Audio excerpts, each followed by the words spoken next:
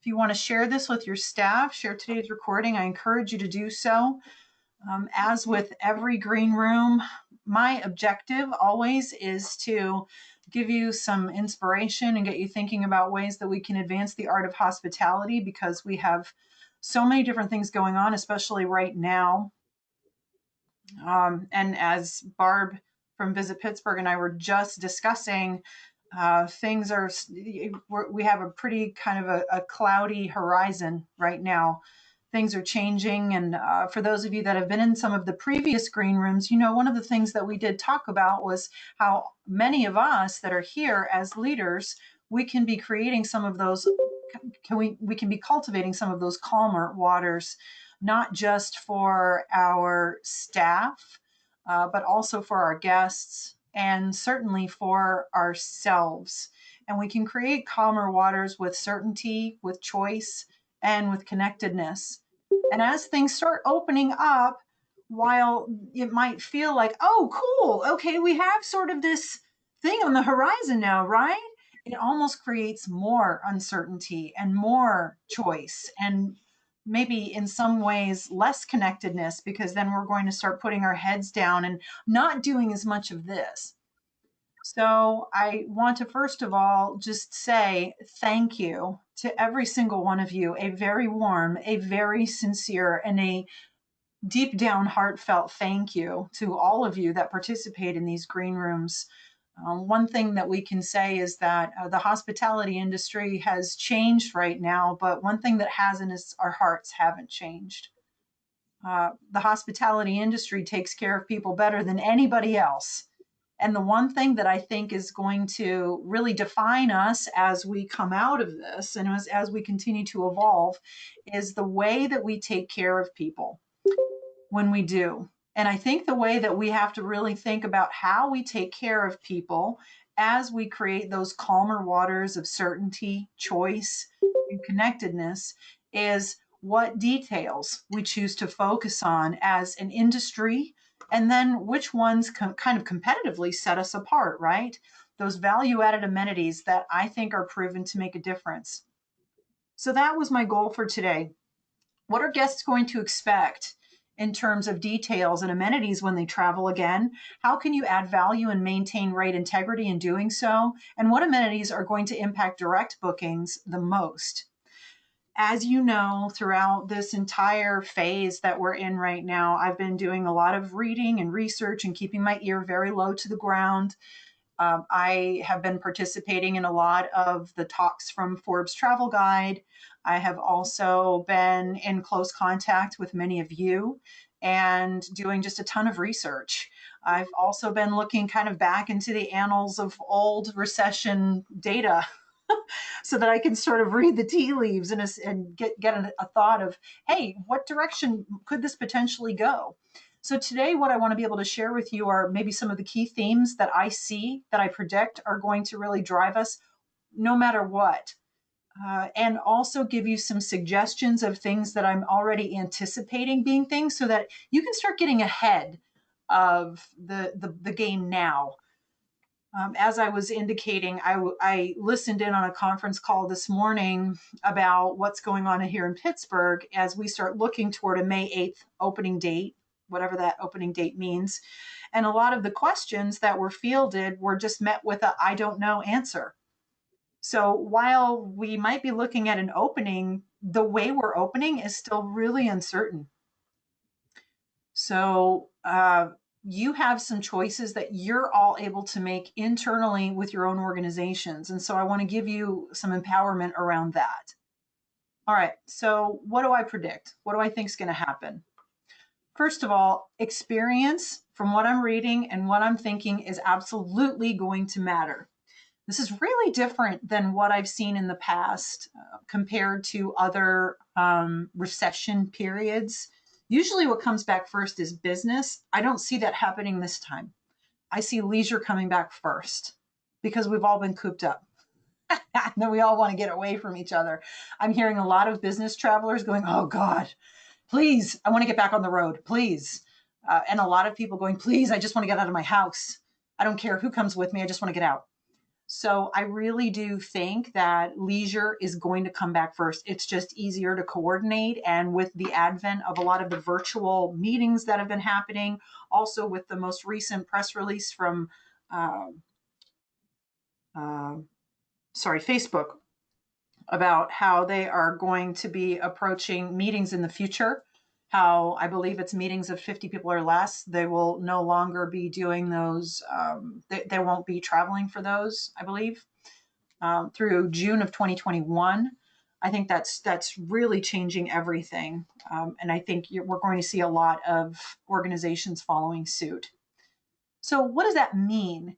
Experience will matter. It means that when our leisure guests start coming to us, this is good news for all of us, right? What it's going to mean though is that they're going to be looking for, did I check in or did I arrive? Did I walk into a condo, a unit? Did I just get the keys for my unit? Or have I just entered a beautiful, gorgeous home away from home, an escape, a retreat? This feels like a weight has been lifted by walking into this place. So, post all of this, things are going to be very different and nothing's going to be familiar when we reopen. The guest's journey is going to have changed. We all have to be patient and we all have to be very thoughtful about how that experience is going to look and feel and sound. So the charge is going to be upon a lot of us to look at the experience from the guest's perspective, not from the operations perspective. We're afforded a window of time right now to really be walking with the guest's eyes. So for those of you on property, in resort, at destination, I encourage you to be thinking about those touch points. If you're struggling with that, let me know. So, how do we do that? You're going to be building trust to create confidence, right? And we talked about this a little bit last week. Things that we need to be doing are adding authentic value. The more you can communicate, the more trust you'll be able to build. We have this opportunity now to be communicating. We have this opportunity now to be adding authentic value with some of the things that we can offer, with some of the things that we're already doing. Some of you are already putting the COVID-19 verbiage out there on your websites. If you haven't yet, you should, because I know your competitors are doing it. I've seen it. If you need help writing it, let me know. And I can also help you with procedures and protocols in that area as well. So I share this with you because I think right now, one of the things that I'm seeing a lot of, and I shared this with the group that was on the call last week, is that right now about half of the Asia Pacific hoteliers have been trying value ads in their bookings, in their direct bookings, compared with only a third in Europe. But the value ad could be an offering that is going to increase direct bookings. So, adding direct booking incentives for those of you that are in control of direct bookings, and I'm thinking a lot about you in the Senres worlds, a lot of you that are in have control over a percentage of your bookings. You're not going to be able to rely as heavily on your OTAs anymore. This is going to be very similar to what we saw in 08, 09 with the plight of the TA, the travel agent. They slid by the wayside. And I think that's actually going to be a good thing for a little bit anyway. You're going to see many more guests looking for more confidence, more trust, talking directly with the property. So they're really going to be looking to you to create value. They're going to be looking to you to volunteer a lot of information, almost explicitly, verbally state what are your cleanliness procedures? What are your cleanliness standards? What kind of chemicals are you using? They're going to want to know those things. So these are small details when it comes to creating value that are going to give you very high yield in creating that comfort and confidence that people want, that is going to make them want to travel, want to come out, want to come back. Also, consistency is going to be absolutely key. So it has to be everything consistent within itself. So I'm thinking of Legia, for example, at Solaris Residences. When I say everything is consistent within itself, it has to feel like I didn't just check in. It does have to feel like an arrival process. And it also has to feel like there's a proactive greeting and that there's smiling and friendliness and approachability. And the greeting has to be good morning, good afternoon, good evening. I am so delighted to finally meet you. I should be expected to the point where you should almost know my name before I walk in the door. That's the caliber of service that's going to be expected now. That's going to connect that pre-arrival experience to the arrival experience. So these will be some things that start connecting these touch points, right? So these direct booking incentives that you could potentially be adding are the things that are going to lead into what kind of consistency you can be creating on site. Okay. So a couple of other missing links that I'm predicting could potentially happen. I asked this last week, and the more I'm looking at it, the more I'm thinking it's going to happen. Direct bookings may end up coming onto video conference sooner than we think. I'm just watching how many people are getting more and more comfortable with the technology. And I'm seeing people actually being very comfortable with just including a link into the chat box to buy something. And I see your staff easily sitting in an office, Zooming with a guest, walking them through a residence directly on your website while you have that face-to-face conversation, and everybody's feeling far more comfortable and excited about using the technology. And when I can see that guest's face and the guest can see my face, my gut says it's going to increase bookings many, many fold, because you're going to have a much higher likelihood of being able to develop that trust that guests are really going to be looking for right now. So in that pre-arrival process, I see that as a potential touch point. I see that as a way you can create comfort. I see that also as a way that you can create that authenticity that people are going to be looking for. So details that are going to be minimal cost, high impact, minimal cost. And it's going to change things a lot. So the smart ones out there that are thinking already, is that possible? I think for those of you that represent residences that have a very high average daily rate, I think you should really be thinking about video conferencing sooner than later. I think that will be the standard expectation. Let's think about some other details as well that are going to create comfort and confidence in making reservations that I think are also going to affect those of you in customer service, those of you that represent destinations, those of you in central reservations, those of you that are general managers. What are the things, the details that you're going to have to be considering as well that are going to help you to maintain rate integrity? Things that you can be using almost as selling points. Here are some things. In restaurants, for example, I'm predicting that some of the things that could potentially, if not required, these should be things that you start looking for. Motion activated systems, such as motion activated hand sanitizers, motion activated doors that open and close, automatic door handles, stanchions to make sure that we have certain traffic patterns. So if you know that there's a high congestion area, I'm thinking of, for example, Barb, in your customer service environments, you have sort of ins and outs that cross paths sometimes. To maintain the 6-foot distance, it may be wise for you to have an in lane and an out lane.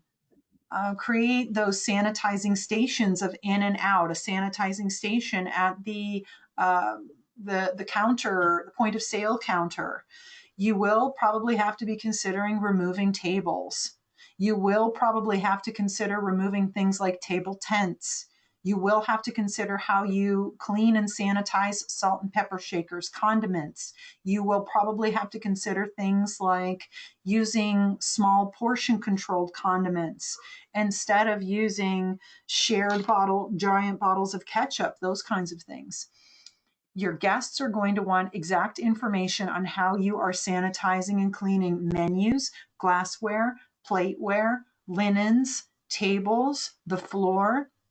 All of those things that we used to have hidden are now going to need to be really transparent to our guests. So, my advice to you is if you don't have it on your website, have it on the menu, have it on a tent card that is an insert in the menu, have it something that is verbally shared also by your staff in restaurants, and of course, training, which I'll get into in a little while as well.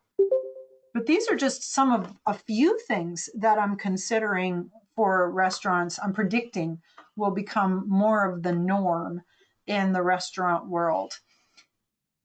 Does anyone have anything to add or anything else that you've seen in the restaurant world that you think would be, hey, these are some details that I think we should probably consider? If you do, please text chat or verbally share. I'll keep an eye on text chat. What are some other things here? Hotels, things that I'm thinking of for the hotel environments. Guests are going to, again, they'll expect some transparency. So I think you'll have to have a separate web page for cleanliness and sanitation standards online. I think other things you'll need are things like lanes and hallways. We may have to progress to elevators needing to be attended, perhaps even some kind of a hand sanitizing station in elevators near elevator buttons. That perhaps is going to need to occur. Ligia, yes, check-in processes. I've been thinking about this a lot. I think we may end up going to virtual check-in, Zoom check-in. This may suddenly be the time when we do a code check-in or some kind of a keyless check-in. We may start completely converting over to that. I'm also predicting that we may have to start considering lanes and hallways. We may have to consider upgrading, well, we will have to consider upgrading supplies and sharing a list of supplies on websites. I think OSHA is going to have specific standards for us. I also think that it's going to be wise for you to be advertising a midday, a daily clean, a turn down, something like that. That also has the detail of to what level is the sanitation, to what level is the cleanliness, what are they actually doing, what chemicals are being used, why are these great. I've also thought amenities can also include boutique sanitizers. This is something that I know, for example, Louis Vuitton that has a fragrance. They were really kind of early to start with creating hand sanitizer when they weren't selling perfume. I know a lot of the smaller distilleries have been making hand sanitizer as well. So this might be something for those of you that are more luxury, more boutique-y, or just more interesting, right? You might want to think about that and say, hey, is there a local distillery nearby that we want to support that is making some hand sanitizer? This would be a great amenity to include. That would be a heck of a partnership that you could start creating. I think you're going to want to, and it should be required that you print some cards in rooms to show what chemicals are being used for laundry, for housekeeping, how you're cleaning, those sorts of things. I think that's going to be a requirement as well. And of course, I think all of your housekeepers will be required to be wearing gloves.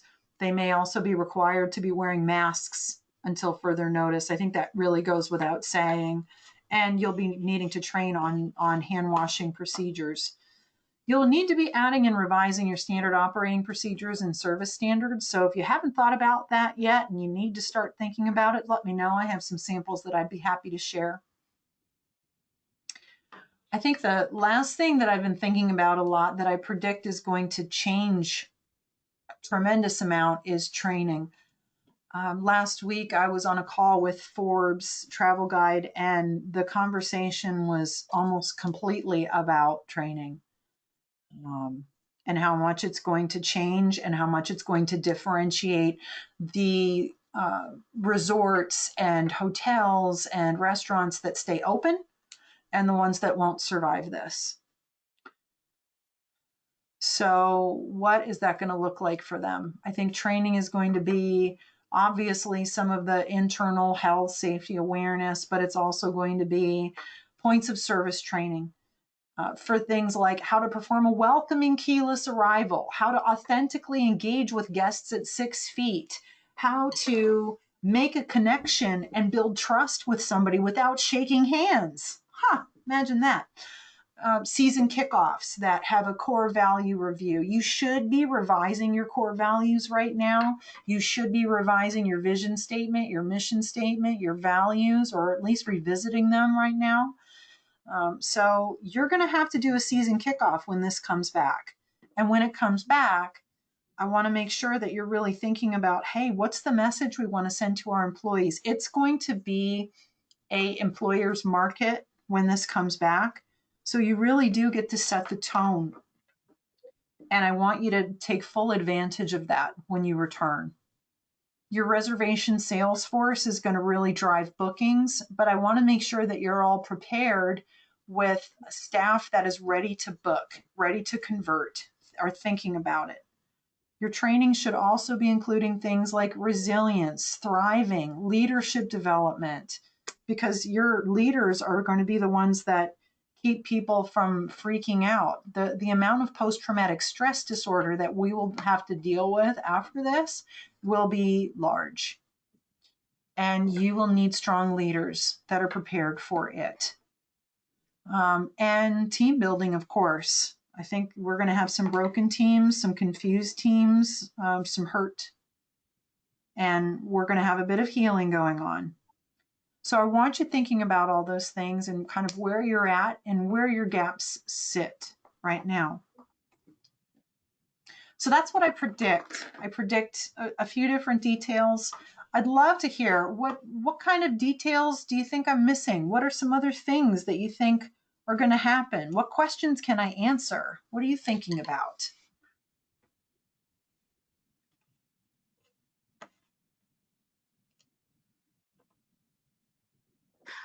Erica, Yes. I just had a thought because I run the Welcome Center. Yes.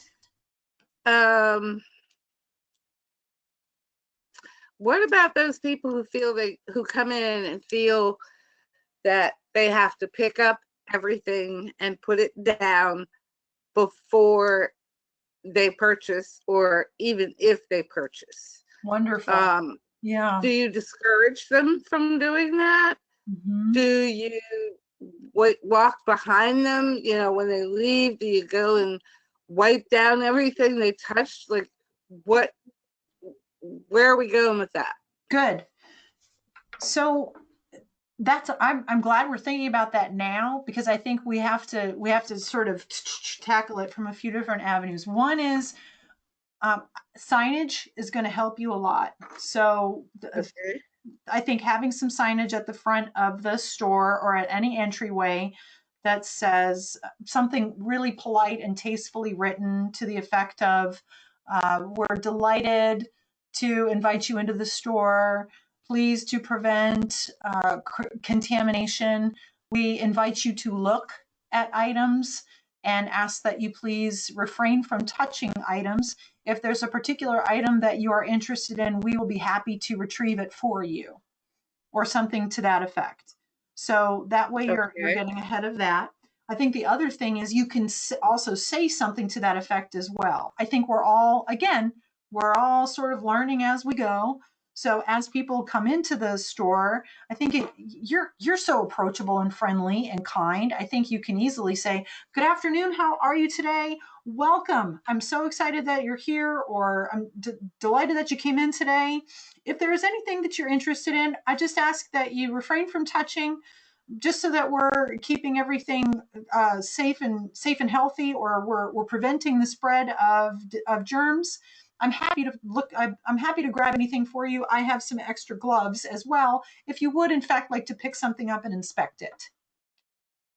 So maybe you have some rubber gloves on Okay. hand if somebody just cannot contain themselves and they have to touch it. Yeah, all right. That's not bad. Extra gloves. Yeah, why not, right? Yep. Okay, so we've come up with a few different tactics there. Signage, verbiage for you, a tool, extra gloves, um, and you may want to have maybe fewer backstock out. Yeah, I thought about that too. My shelves are not overcrowded because I'm into the less is more. And if they need more than what they see on the shelf, we can always get it from the back. Yeah, absolutely. There's less to touch if people don't, right? If there isn't as much out, there's less to touch. Okay. Who has another question? You're welcome to text chat it or just ask whatever you're thinking of. For lodging communities, do you think there's going to be an expectation to have masks available, or are we anticipating that guests will be bringing their own to properties? I think you're going to see both. I think it's going to depend very much on what your state is mandating at the time. So, for example, here in Pennsylvania, we're still under a mandate that if you go into any public space, you're required to wear a mask. And so, anytime, if you went into the grocery store right now without one, people would look at you as though you're not wearing pants, and they'd probably ask you to leave. So, if you end up eventually having a stricter mandate like that gets lifted, I would just keep a few on hand. Awesome, thank you. Of course. Who has another question?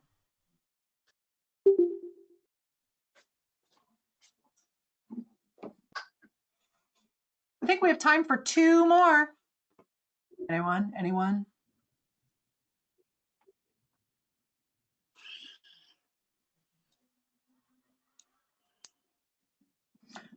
So I think my big question is, when do you start and what do you start with? I think what you should start with is perhaps a clear path for where and who you want to be on the other side of this, and what vision you have for what the new version of your organization is going to look like and sound like and feel like.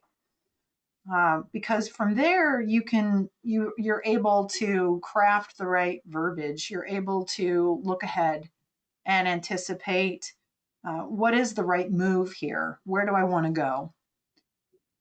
If you knew before this that you had broken touch points and your check-in sucked, it's going to suck worse. And if you knew before this that your reservation sales team was a group of order takers, it's going to be absolute chaos. So get ahead of it now, establish your touch points, and make sure that your training becomes your differentiator. In June, I'm going to be offering again our reservation sales webinar series. And so if you need this, if this is something this is designed for central reservations organizations, this is designed for sales staff that might have 4 or 5 people and one or two of them, for example, haven't yet been trained, but the others have. If this sounds like you, or feels like, you know what, I have a few people in my crew that could really benefit from this might be extremely valuable for you. There's a ton of value add associated with this.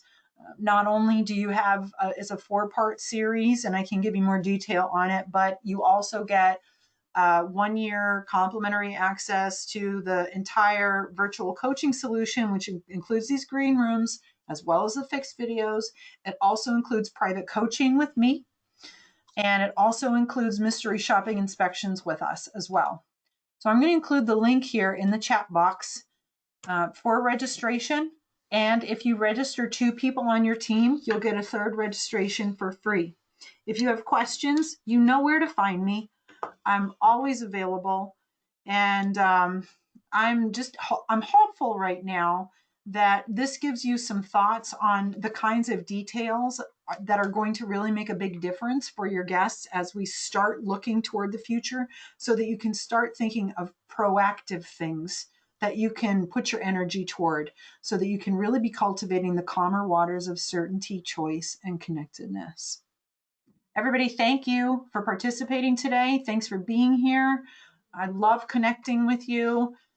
Spread the word. Tell your friends to get in here. Be here.